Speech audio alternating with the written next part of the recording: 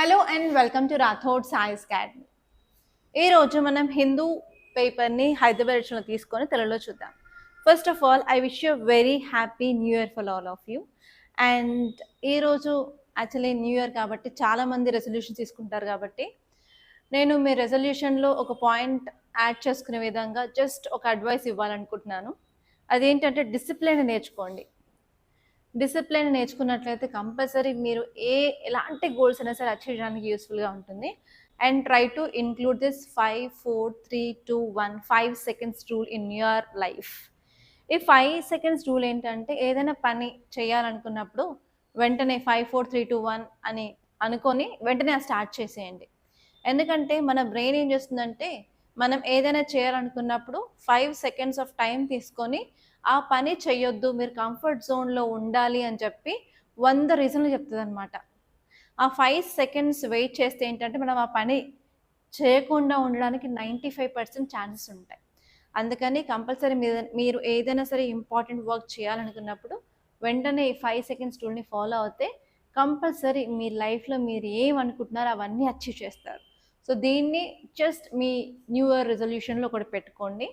So that just ఒక 1 మంత్లో మీరు ఎన్ని చేంజెస్ చూస్తారో మీ లైఫ్లో ఒకసారి వాటి మీద రివ్యూ ఇవ్వండి, చాలు, అంతే.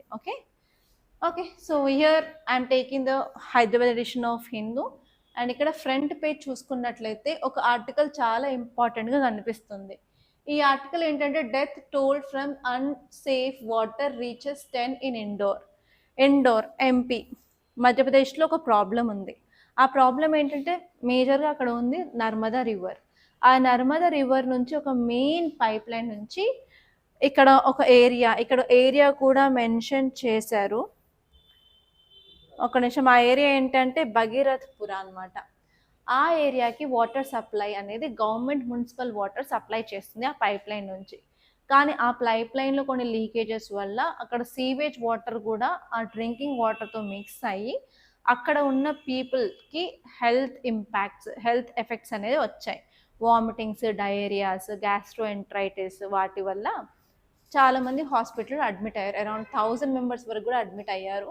దాంట్లో అరౌండ్ 10 మెంబర్స్ చనిపోవడం జరిగింది. అండ్ ఇక్కడ 10 మెంబర్స్ ఏంటంటే 6 నెలల పసికందు నుంచి ఉన్నారు అని చెప్పి ఈ ఆర్టికల్ చెప్తుంది. సో ఇక్కడ మీరు చూసుకోవాల్సింది ఏంటంటే వాటర్ పొల్యూషన్. మనకి environment and ecology point of వ్యూలో పొల్యూషన్ అనే టాపిక్ చాలా ఇంపార్టెంట్ కదా. సో అక్కడ మీరు చూడాల్సింది వాటర్ పొల్యూషన్ అసలు ఇక్కడ ఈ నర్మదా మెయిన్ పైప్ లైన్లో ఎందుకు అయిందో చూసుకోవాలి. అండ్ నెక్స్ట్ వచ్చేసి ఇలాంటి పైప్ లైన్స్ కంటామినేషన్ అవుతే మనం పబ్లిక్ సేఫ్టీ అండ్ సెక్యూరిటీని ప్రొవైడ్ చేయగలమా దాన్ని కూడా చూసుకోవాలి. అండ్ ఇలాంటివి ముందు జరగకుండా ఉండడానికి ఎలాంటి మెషర్స్ తీసుకోవాలో చూడాలన్నమాట. సో ఇక్కడ మెయిన్ కాజెస్ వచ్చేసి ఇన్ఫ్రాస్ట్రక్చర్ అనేది సరిగ్గా లేదు, మనకున్న పైప్ లైన్ సరిగ్గా లేవు. అండ్ చాలా వరకు ఇల్లీగల్ కనెక్షన్స్, లోకల్ ఏరియాస్లో ఉన్న ప్లంబర్స్ ఈ మెయిన్ పైప్ లైన్ ఏదైతే ఉందో దానికి కనెక్షన్స్ అనేవి పెట్టేసి ఇల్లీగల్గా వాటర్ అనేది సప్లై చేయడం జరుగుతుంది. అండ్ నెక్స్ట్ వచ్చేసి లోకల్ ఏరియాస్లో ఉన్న సీవేజ్ ఏవైతే ఉందో వాటికి ప్రాపర్గా సీవేజ్ ట్రీట్మెంట్ లేకపోవడం వల్ల కూడా ఈ ప్రాబ్లం జరిగిందనమాట. అండ్ అదే కాకుండా అగ్రికల్చర్ నుంచి పెస్టిసైడ్స్, ఫర్టిలైజర్స్ వల్ల కూడా ఈ కంటామినేషన్ జరిగింది అని చెప్తున్నారు. సో దీనివల్ల మనకున్న ఇంపాక్ట్స్ ఏంటంటే హెల్త్ ఎఫెక్ట్స్ అనేవి చాలా ఉన్నాయి. చాలామందికి ఇలాంటి డయేరియా, వామిటింగ్స్, గ్యాస్ట్రోఎంట్రైటిస్ వల్ల డీహైడ్రేషన్ అయిపోతుంది. దాంతో వాళ్ళకి ఏమవుతుందంటే కళ్ళు తిరగడం అలా అవుతుంది. ఇమీడియట్గా మనం మన బాడీలో వాటర్ని రీప్లేస్ చేయకపోతే అంటే మనం సెలైన్స్ పెట్టుకొని మనం బాడీలోకి ఫ్లూయిడ్స్ అనేవి ఎక్కించలేదు అన్నట్లయితే బ్లడ్ అనేది థిక్ అయిపోతుంది, మందం అయిపోవడం వల్ల మూమెంట్ తగ్గుతుంది. బ్లడ్ మూమెంట్ ఎప్పుడైతే తగ్గిందో మనకి ఏంటంటే తల బరువుగా, ఒళ్ళంతా నొప్పులుగా అలాగా అనిపిస్తుంది. ఎందుకంటే మన బాడీలో ప్రతి సెల్కి ఆక్సిజన్ చాలా ఇంపార్టెంట్ ఫంక్షన్ చేయాలంటే. ఆ ఆక్సిజన్ని ఎవరిస్తారు అంటే మనం గాలి పీల్చుకుంటాము, మన లంగ్స్ ఉంటాయి, లంగ్స్లో ఎక్స్చేంజ్ ఆఫ్ గ్యాస్ జరుగుతుంది కదా బ్లడ్లో. మన బ్లడ్లో ఉన్న హీమోగ్లోబినే ప్రతి సెల్కి కావాల్సిన ఆక్సిజన్ని ప్రొవైడ్ చేస్తుంది అనమాట. కానీ బ్లడ్ అనేది మందం అవడం వల్ల ఏంటంటే మన సెల్స్కి కావాల్సిన ఆక్సిజన్ సరిపడా మనకు సప్లై చేయలేదు. దానివల్ల మన సెల్స్లో లాక్టిక్ యాసిడ్ అనేది డిపాజిట్ అవుతుంది అనమాట. దానివల్ల ఏంటంటే స్లోగా సెల్స్ అనేది సరిగా వర్క్ చేయకపోవడము, ఎంటైర్ ఆర్గాన్ ఫెయిల్యూర్ అవ్వడము, దానివల్ల కోమా, డెత్ అనేది సంభవిస్తుందన్నమాట. అది ఇవన్నమాట హెల్త్ ఇంపాక్ట్స్. అండ్ అంతేకాకుండా మన హెల్త్ కేర్ ఇన్ఫ్రాస్ట్రక్చర్ ఏదైతే ఉందో, ఇప్పుడు నెంబర్ ఆఫ్ కేసెస్ పెరుగుతున్నాయంటే కంపల్సరీ అక్కడ వర్క్ చేసే స్టాఫ్ మీద కూడా బర్డెన్ అనేది పెరుగుతుంది. అండ్ అదే కాకుండా హెల్త్ కేర్ ఎక్స్పెండిచర్ కూడా పెరుగుతుంది. దానివల్ల చాలా ఫ్యామిలీస్ డెట్ ట్రాప్లో కూడా వెళ్ళిపోతాయి అనమాట. ఎందుకంటే అప్పులు తీసుకొచ్చి హెల్త్ని బాగు చేయించుకోవాల్సిన పరిస్థితి వస్తుంది కొన్నిసార్లు. అండ్ అంతేకాకుండా పీపుల్కి గవర్నమెంట్ మీద ట్రస్ట్ అనేది పోతుంది. ఎందుకంటే సప్లై చేసింది వాటర్ ఎవరంటే మున్సిపాలిటీ కాబట్టి. ఓకే, సో ఇలాంటివి జరగకుండా ఉండాలంటే మనం ఇన్ఫ్రాస్ట్రక్చర్ని అప్డేట్ చేయాలి, డ్యామేజ్ అయిన పైప్ లైన్స్ని వెంటనే రీప్లేస్ చేయాలి. అండ్ అదే కాకుండా ప్రాపర్ స్టాండర్డ్ ఆపరేటింగ్ ప్రొసీజర్స్ అనేది మనం పెట్టాలి. అండ్ ఫ్రీక్వెంట్గా వాటర్ క్వాలిటీని కూడా చెక్ చేస్తూ ఉండాలి, ఇన్స్పెక్షన్స్ జరుగుతూ ఉండాలి. సో పీపుల్ ఎలాంటి కంప్లైంట్ చేసినట్లయితే వాళ్ళకు ఒక గ్రీవెన్స్ రిడ్రెసల్ మెకానిజంని కూడా మనం ప్రొవైడ్ చేయాలన్నమాట.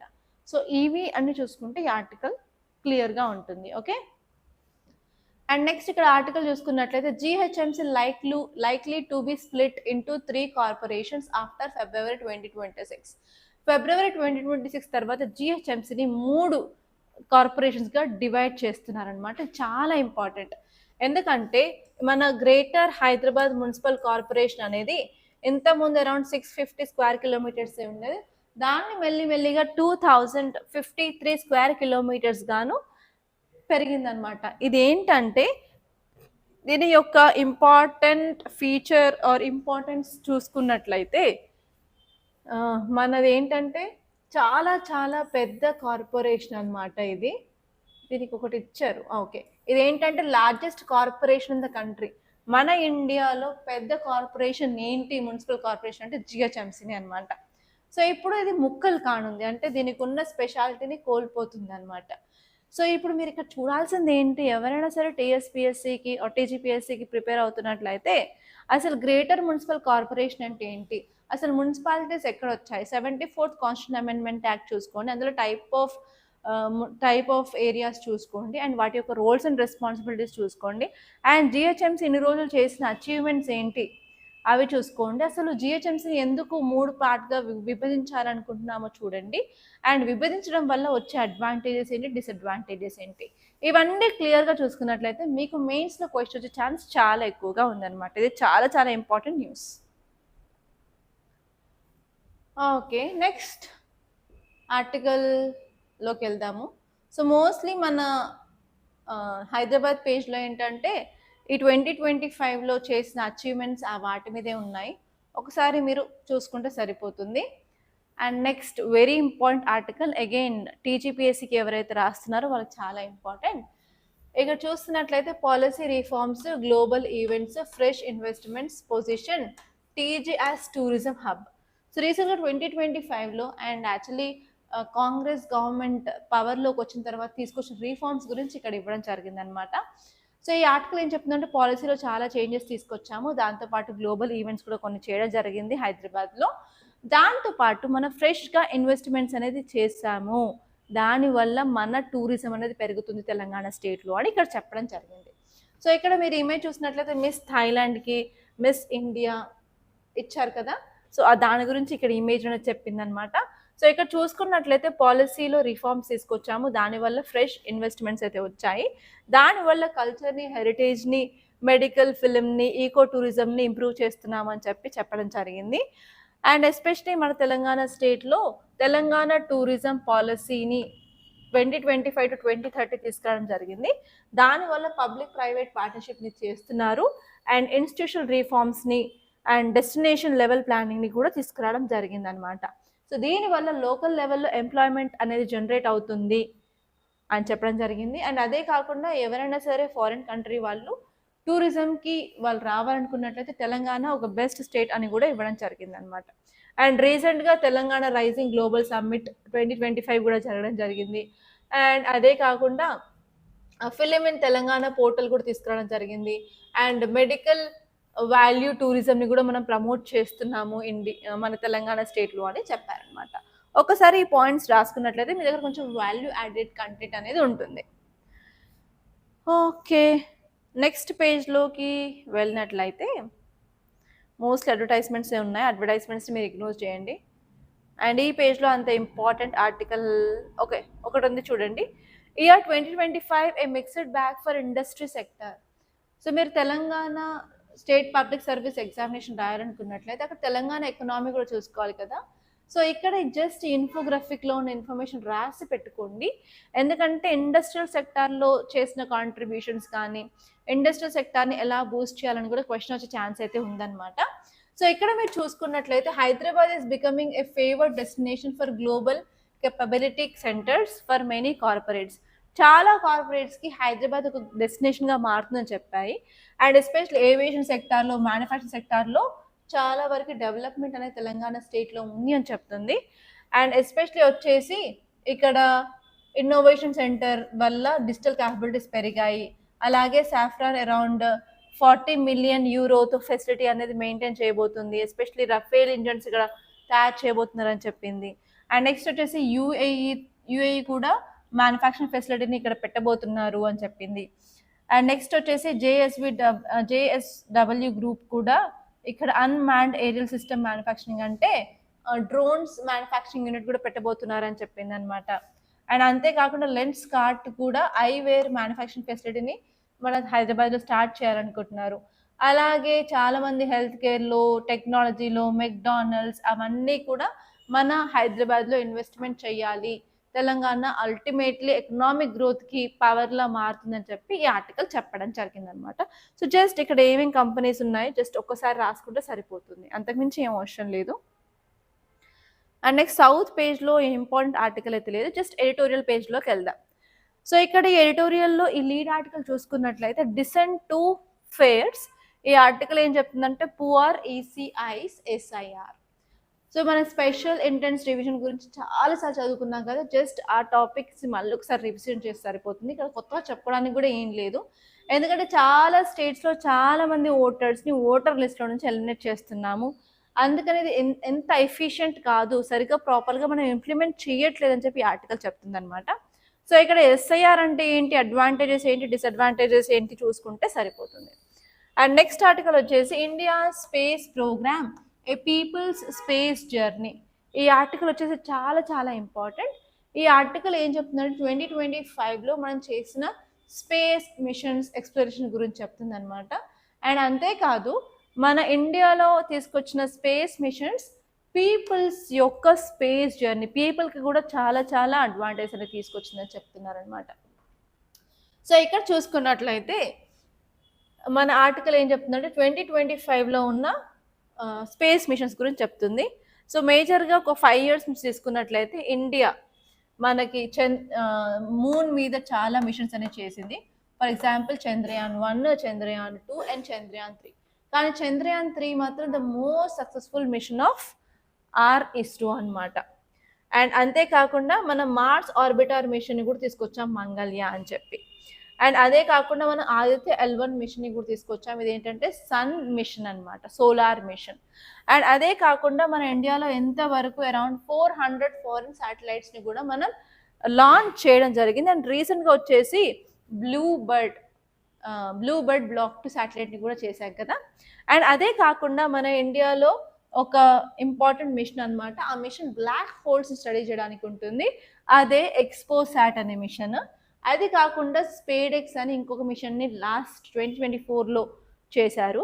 అదేంటంటే స్పేస్ డాకింగ్ ఎక్విప్మెంట్. అంటే ఏంటంటే శాటిలైట్ ఏదైనా సరే పాడవుతుంది, రిపేర్ చేయాలన్నప్పుడు మనం వెళ్ళేసి దానికి అటాచ్ అయ్యేసి మనం దాన్ని రిపేర్ చేయడం అనమాట, అదే స్పేస్ డాకింగ్ ఎక్విప్మెంట్. దాని గురించి కూడా మనం రీసెర్చ్ అనేది చేసాము, దాంట్లో కూడా సక్సెస్ఫుల్ అయ్యాము అని చెప్తుంది అనమాట.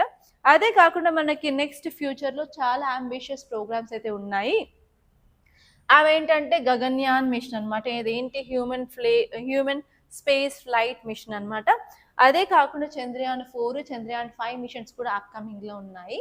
అండ్ అదే కాకుండా భారతీయ అంతరిక్ష స్టేషన్, అంటే మన యొక్క అంతరిక్షంలో స్టేషన్ని కూడా మనం 2035 లోపు లాంచ్ చేయాలి అనుకుంటున్నాము. అదే కాకుండా ఇండియన్స్ మూన్ మీద ల్యాండింగ్ చేయాలి అనే ప్రోగ్రామ్ కూడా 2040 లోపు తీసుకురావాలని చాలా డ్రీమ్స్ అయితే ఇండియాకి ఉన్నాయన్నమాట. ఇది మన అమృత్ కాల్లో పార్ట్ అని చెప్పి ఆర్టికల్ చెప్తుంది. అదే కాకుండా మన కంట్రీ ఏం చేస్తుందంటే మనం 40 to 50 ట్రైన్డ్ ఆస్ట్రోనాట్స్ని ఫ్యూచర్ మిషన్కి కూడా రెడీ చేయాలనుకుంటుంది. అందులో భాగంగా మన గవర్నమెంట్ నేషనల్ స్పేస్ డే 2025ని కూడా మనం సెలబ్రేట్ చేసుకుంటున్నాము. ఎందుకంటే అందరికీ అవేర్నెస్ అనేది తీసుకురావాలి అని చెప్పి. అండ్ ఎస్పెషలీ మన హ్యూమన్ స్పేస్ ఫ్లైట్ మిషన్ అంటే గగన్యాన్లో అరౌండ్ 4 పంపిస్తున్నాం కదా. ఆ 4 ఎవరు అంటే ఎయిర్ ఫోర్స్ టెస్ట్ పైలట్స్ అనమాట. వాళ్ళు ట్రైనింగ్లో ఉన్నారు ఇప్పుడు కూడా. అండ్ నెక్స్ట్ ఇంపార్టెంట్ వచ్చేసి ఏంటంటే మనకి ఈ శాటిలైట్స్ లాంచ్ చేయడం వల్ల పీపుల్ యొక్క స్పేస్ జర్నీ అని ఎందుకు అంటున్నాము అంటే మన స్పేస్ టెక్నాలజీ వల్ల day to day life governance చాలా చాలా అడ్వాంటేజెస్ ఉన్నాయి. ఎందుకంటే శాటిలైట్స్ నుంచి మన డిజాస్టర్ వార్నింగ్స్ వస్తున్నాయి. ఆ శాటిలైట్స్ మన ఫిషర్మెన్స్ని గైడ్ చేస్తున్నాయి ఇంటర్నేషనల్ బార్డర్ దాటకుండా. And crop yields, insurance claims కానివ్వండి, రైల్వే సేఫ్టీ కానివ్వండి, పవర్ గ్రిడ్స్ కానివ్వండి, మన పిఎం గతిశక్తి ప్రోగ్రామ్కి చాలా చాలా ఇంపార్టెంట్, ఇవి బ్యాక్ బోన్ అని చెప్తున్నాయి అన్నమాట. అంతేకాదు మన గవర్నమెంట్ ఏంటంటే స్టెమ్ ఎడ్యుకేషన్ని కూడా ప్రమోట్ చేస్తుంది. ఇలా స్టెమ్ అంటే ఏంటంటే సైన్స్, టెక్నాలజీ, ఇంజనీరింగ్ అండ్ మ్యాథమెటిక్స్లో కూడా మన స్టూడెంట్స్ని అప్గ్రేడ్ చేస్తున్నాము. అలాగే అడ్వాన్స్డ్ రీసెర్చ్ వర్క్ ఫోర్స్లో కూడా మనం డెవలప్ చేస్తున్నామని చెప్పింది అనమాట. అదే కాకుండా ఓన్లీ స్పేస్ టెక్నాలజీలో కాకుండా ఈవెన్ మన రోబోటిక్స్లో, ఇన్ స్పేస్ మ్యానుఫ్యాక్చరింగ్లో, సర్వలెన్స్లో కూడా మనం చాలా ముందున్నామని చెప్తుంది అనమాట. అదే కాకుండా రీసెంట్గా మన స్పేస్ సెక్టార్లో ఈవెన్ ప్రైవేట్ కంపెనీస్ కూడా మనం ప్రమోట్ చేస్తున్నాము. ఫర్ ఎగ్జాంపుల్ రీసెంట్గా లాంచ్ చేసిన విక్రమ్ మిషన్ ఒక ఎగ్జాంపుల్ అని చెప్తున్నారు. అండ్ అంతేకాకుండా ఈవెన్ క్రయోజెనిక్ ఇంజన్స్ని కూడా మనం డెవలప్ చేస్తున్నాం. ఇన్ని రోజులు యూజ్ చేసిన లిక్విడ్ హైడ్రోజన్, లిక్విడ్ ఆక్సిజనే కాకుండా ఇప్పుడు కిరోసిన్ని యూజ్ చేసి కూడా మనం రాకెట్స్ లాంచ్ చేయవచ్చు అని చెప్పింది ఈ సెమీ క్రయోజెనిక్ టెక్నాలజీ. దాంట్లో కూడా మనం డెవలప్ చేస్తున్నాము. దానివల్ల మనం నెక్స్ట్ జనరేషన్ పీపుల్ని మనం ఇన్స్పైర్ చేస్తున్నాము అని చెప్పి ఈ ఆర్టికల్ చెప్పడం జరిగిందనమాట. అండ్ అదే కాకుండా రీసెంట్గా మనం ఇస్రో లాంచ్ చేసిన రెస్పాండ్ పోర్టల్ గురించి కూడా చదివాం కదా. అదేంటంటే యూనివర్సిటీ నుంచి స్టూడెంట్స్ ఎవరైనా సరే ప్రాజెక్ట్స్ని ప్రపోజల్ చేయాలంటే ఆ పోర్టల్లో వాళ్ళు అప్లోడ్ చేయొచ్చు అనమాట. వాటి ఫైనల్ లిస్ట్ కూడా రీసెంట్గా రిలీజ్ చేశారని చెప్పి కూడా చదువుకున్నాం. సో అలా మన యొక్క స్పేస్ ఏజెన్సీస్ మిషన్స్ అన్నీ మన ఫ్యూచర్ పీపుల్కి చాలా యూస్ అవుతున్నాయి అని చెప్పి ఈ ఆర్టికల్ చెప్పడం జరిగింది. ఓకే, నెక్స్ట్ టాపిక్ వచ్చేసి the US tariff shock India's pharma future. So ఈ ఆర్టికల్ చాలా చాలా సింపుల్ అండి, ఏం లేదు. యుఎస్ సెప్టెంబర్ 2025లో ఏం చెప్పిందంటే ఇండియా నుంచి వచ్చే ఫార్మాస్యూటికల్ సెక్టార్ అంటే ఫార్మాస్యూటికల్ గూడ్స్, మెడిసిన్స్ కానీ ఏమైనా టాబ్లెట్స్ అలాగే సిరప్స్ మనం ఇండియా నుంచి ఎక్స్పోర్ట్ చేస్తే వాటి మీద 100% టారిఫ్ని ఇంపోజ్ చేస్తాను అని చెప్పింది అనమాట. సో దానివల్ల మన ఇండియన్ ఫార్మాస్యూటికల్ సెక్టార్ మీద చాలా ఇంపాక్ట్ అయితే ఉంటుంది. ఆ ఇంపాక్ట్ ఏంటని చెప్పి ఈ ఆర్టికల్లో ఇవ్వడం జరిగిందనమాట. సో ఆ ఇంపాక్ట్ని ఒకసారి మనం చూసుకున్నట్లయితే ఈ టారిఫ్స్ వల్ల ఏమవుతున్నాయి అంటే ఇండియా నుంచి వచ్చిన మెడిసిన్స్ కాస్ట్ అనేది చాలా పెరుగుతాయి. దానివల్ల యుఎస్లో మన గూడ్స్కి డిమాండ్ అనేది తగ్గుతుంది. కాబట్టి మన ఇండియా నుంచి మనం ఎక్స్పోర్ట్స్ అనేది తగ్గిస్తాం. 10 to 15% ఆఫ్ ఎక్స్పోర్ట్స్ అనేవి తగ్గుతాయి. అండ్ వాటి నుంచి వచ్చే రెవెన్యూ కూడా తగ్గుతుంది అని చెప్తుంది. అండ్ అంతేకాకుండా మన జీడిపి మీద కూడా ఇంపాక్ట్ ఉంటుంది. మన ప్రొడక్షన్ తగ్గిస్తాము. దానివల్ల 0.2 to 0.3% ఆఫ్ జీడిపి ఇంపాక్ట్ కూడా ఉంటుంది అంటుంది. అండ్ అంతేకాకుండా మన దగ్గర అన్ఎంప్లాయ్మెంట్ అనేది పెరగవచ్చు ఈ ఫార్మాస్యూటికల్ సెక్టార్లో అని ఈ ఆర్టికల్ చెప్తుందన్నమాట. ఓకే, అండ్ యాక్చువల్లీ దీన్ని కంట్రోల్ చేయాలంటే మనం అసలు ఏం చేయాలి అంటే ఓకే, ఇప్పుడు యుఎస్ ఒకటే కంట్రీ అయితే లేదు కదా, ప్రపంచంలో చాలా కంట్రీస్ ఉన్నాయి. సో యుఎస్ కాకపోతే వేరే కంట్రీస్కి వెళ్ళొచ్చు. సో మనకి ఫస్ట్ పాయింట్ వచ్చేసి మన ట్రేడ్ని డైవర్సిఫై చేసుకోవాలి. ఓన్లీ యుఎస్కి ఎక్స్పోర్ట్ చేయడం కాదు, మిగతా ఏవైతే కంట్రీస్కి కావాలో వాళ్ళకి అవసరం చేసుకొని వాళ్ళకి కూడా ఎక్స్పోర్ట్స్ చేయాలి. ఫర్ ఎగ్జాంపుల్ ఆఫ్రికన్ కంట్రీస్ ఉన్నాయి, యూరోపియన్ కంట్రీస్ ఉన్నాయి, ఏషియన్ కంట్రీస్ ఉన్నాయి, ఇటు వెళ్ళండి. అండ్ నెక్స్ట్ వచ్చేసి మన సప్లై చైన్స్ని స్ట్రాంగ్గా చేసుకోవాలి. మనకి ఎక్కడి నుంచి యాక్టివ్ ఫార్మాస్యూటికల్ ప్రిన్సిపల్స్ వస్తున్నాయి, మనం ఎలా ఎక్స్పోర్ట్ చేస్తున్నాము, ఎలాంటి ట్రాన్స్పోర్ట్ యూజ్ చేస్తున్నాం, అవంతా మనం అప్డేట్ చేసుకోవాలి. అంతేకాదు మన ఇండియాలో రీసెర్చ్ అండ్ డెవలప్మెంట్ని కూడా మనం ప్రమోట్ చేసుకోవాలి అని ఈ ఆర్టికల్ చెప్తుందన్నమాట. ఓకే, అంతేకాకుండా వేరే కంట్రీస్తో మనం ఫ్రీ ట్రేడ్ అగ్రిమెంట్స్ చేసుకుంటే కూడా వాళ్ళ కంట్రీస్లో మనం మన ఫార్మస్యూటికల్ ప్రొడక్ట్స్ని ఎక్స్పోర్ట్ చేయవచ్చు వితౌట్ ఎనీ టారిఫ్స్ అని కూడా ఈ ఆర్టికల్ చెప్తుంది అనమాట. ఇంతకు మించి ఇంకేం లేదు. ఓకే, నెక్స్ట్ న్యూస్ పేజ్లోకి వెళ్ళినట్లయితే నాకు ఈరోజు అంత ఇంపార్టెంట్ ఆర్టికల్స్ అయితే మన న్యూస్ పేపర్ అయితే కనిపించలేదు, రెగ్యులర్ ఆర్టికల్సే ఉన్నాయి. ఓకే, ఇక్కడ చూసుకున్నట్లయితే ఒక ఇంపార్టెంట్ ఆర్టికల్ కనిపిస్తుంది. అదేంటంటే Himachal set to legalise cannabis cultivation. ఇప్పుడు ఏంటంటే హిమాచల్ ప్రదేశ్ కన్నాబిస్ అంటే ఏంటంటే ఒక మత్తు పదార్థం అనమాట. దాన్ని లీగలైజ్ చేస్తుంది. అది మన కంట్రీలో గ్రో చేయడానికి, ఎస్పెషలీ హిమాచల్ ప్రదేశ్లో ఈ కన్నాబిస్ని పండించడానికి లీగలైజేషన్ చేసింది అనమాట. అసలు ఈ కన్నాబిస్ని ఎక్కడెక్కడ యూజ్ చేస్తారంటే కన్నాబిస్లో వచ్చిన ఫైబర్స్ మనం టెక్స్టైల్స్ చేయొచ్చు అనమాట. దాంతోపాటు మెడిసిన్ సెక్టార్లో చాలా చాలా యూస్ అయితే ఉన్నాయి. ఎస్పెషల్లీ ఎక్స్ట్రీమ్ పెయిన్ని కంట్రోల్ చేయడానికి యూజ్ చేస్తారు, క్యాన్సర్ ట్రీట్మెంట్లో యూజ్ చేస్తారనమాట ఈ డ్రగ్ని. అండ్ నెక్స్ట్ వచ్చేసి మీరు ఇక్కడ చూసుకోవాల్సింది ఏంటంటే అసలు హిమాచల్ ప్రదేశ్ దీన్ని లీగలైజ్ చేయడానికి మేజర్ రీజన్ ఏంటంటే ఆల్రెడీ హిమాచల్ ప్రదేశ్కి చాలా ఫినాన్షియల్ ఇష్యూస్ అనేవి ఉన్నాయి. సో ఇప్పుడు లీగలైజ్ చేసి కంట్రోల్గా వాళ్ళే ప్రొడ్యూస్ చేసినట్లయితే 1000 నుంచి 2000 crores ఆఫ్ ఇన్కమ్ని వాళ్ళు జనరేట్ చేయవచ్చు అనమాట. సో అందుకని వాళ్ళు చేస్తున్నారు. సో ఇక్కడ మీరు కన్నాబిస్ గురించి జస్ట్ రీసెర్చ్ చేస్తే సరిపోతుంది అనమాట. సో ఇవండి ఈరోజు వచ్చిన ఇంపార్టెంట్ ఆర్టికల్స్ ఇన్ హిందూ. ఇప్పుడు వచ్చేసి మన క్వశ్చన్స్ ఎలా వస్తాయి, కొన్ని ప్రాక్టీస్ క్వశ్చన్స్ చూద్దాం. సో వాటర్ పొల్యూషన్ న్యూస్లో ఉంది కాబట్టి ఇక్కడ నేను 2 ప్రిలిమ్స్ క్వశ్చన్స్ వాటర్ పొల్యూషన్ గురించి తీసుకున్నాను. ఒక సైడ్ ఏమో కంటామినెంట్ ఏంటి, అసలు ఎలాంటి డిసీజ్ వస్తుందో చెప్పాను. సో ఇక్కడ వాళ్ళు అడిగింది ఏంటంటే కరెక్ట్ పేర్స్ని ఐడెంటిఫై చేయమన్నారు. సో ఫస్ట్ క్వశ్చన్ వచ్చేసి consider the following pairs contaminant associated disease. First వచ్చేసి arsenic black foot disease, fluoride skeletal fluorosis, cadmium itai, nitrate methemoglobinemia, బ్రాకెట్స్లో బ్లూ బేబీ సిండ్రోమ్ ఉంది.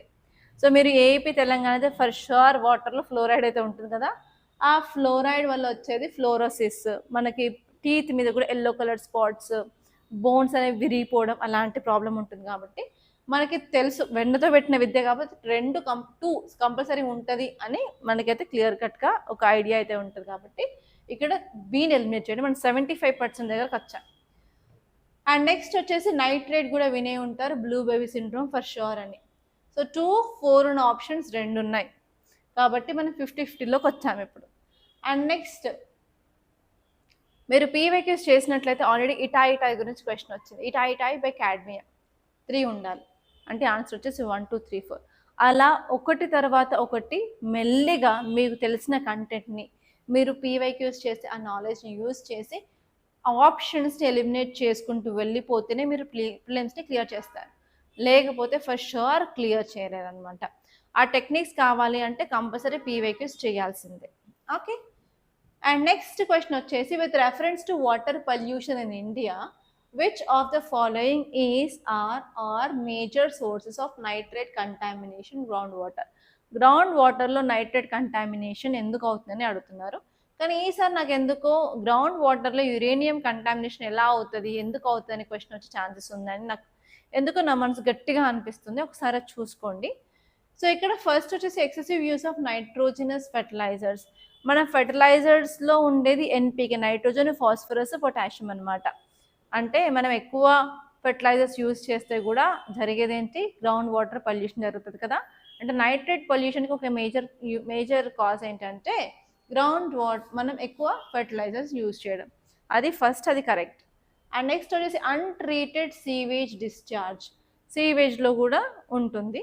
And next industrial effluents, industry నుంచి వచ్చిన వేస్ట్లో మనకి inorganic ఎక్కువ ఉంటాయి compare to nitrogen. కాబట్టి ఇది పక్కన పెడితే ఈ బేసిక్ థింగ్ యూజ్ చేస్తే 1 and 2 only is the right answer.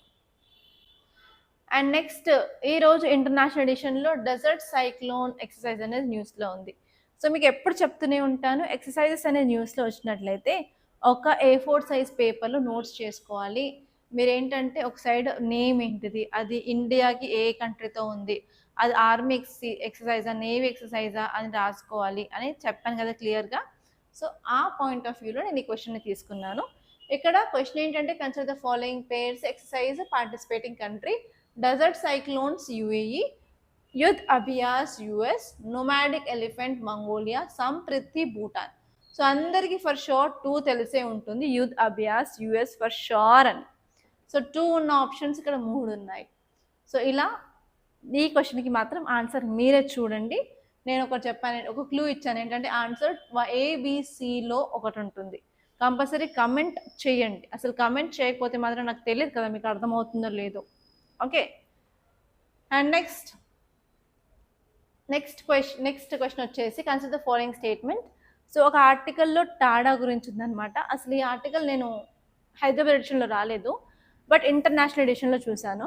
ఈ ఆర్టికల్ ఏంటంటే టాడా కోర్టు 2022 సెప్టెంబర్లో ఒక కేసుని హ్యాండిల్ చేస్తుంది. ఆ కేసు ఏంటంటే జమ్మూ అండ్ కాశ్మీర్లో 3 యూత్ వాళ్ళ దగ్గర AK-47 గ్రెనేడ్స్, కొన్ని బాంబ్కి సంబంధించిన ఎక్విప్మెంట్స్ అవన్నీ దొరికాయి అన్నమాట. వాళ్ళని టాడా కింద అరెస్ట్ చేశారు. టాడా అంటే ఏంటంటే terrorism and anti organised crime prevention act అనమాట. సో ఈ యాక్ట్ ఏం చేస్తుంటే టెర్రరిజంని అండ్ ఆర్గనైజ్డ్ క్రైమ్ని ఇండియాలో ప్రివెంట్ చేయడానికి తీసుకొచ్చారు.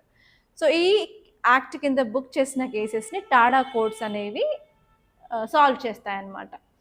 సో అయితే ఏమైంది అంటే ఇప్పుడు 2022లో అరెస్ట్ చేశారు, డిటైన్ చేశారు, కానీ ప్రాపర్ ఎవిడెన్స్ లేనందువల్ల వాళ్ళని ఇప్పుడు రిలీజ్ చేశారనమాట. ఆ టాడా ఉంది కదా, మన సిలబస్లో ఉంది కదా అని క్వశ్చన్ తీసుకున్నాను. సో ఇక్కడ క్వశ్చన్ చూసినట్లయితే కన్సిడర్ ద ఫాలోయింగ్ స్టేట్మెంట్స్. ఈ క్వశ్చన్ ఎలా సాల్వ్ చేయాలో చెప్తాను. సింపుల్ ట్రిక్, అసలు నాకు ఏం తెలియదు అనుకున్నా కూడా మీరు సాల్వ్ చేయొచ్చు అనమాట. It is a special designated courts were established under TADA for speedy trials. Okay, Tada అంటేనే టెర్రరిజం, ఆర్గనైజ్డ్ క్రైమ్ అగెయిన్స్ట్గా తీసుకొచ్చిన యాక్ట్ కాబట్టి టెర్రరిజం కేసెస్ డిలే చేస్తే బాగుంటుందా? నార్మల్గా ఇండియాలో క్రిమినల్ కేసెస్ చేయడానికి 8 years to 10 years పడుతుంది.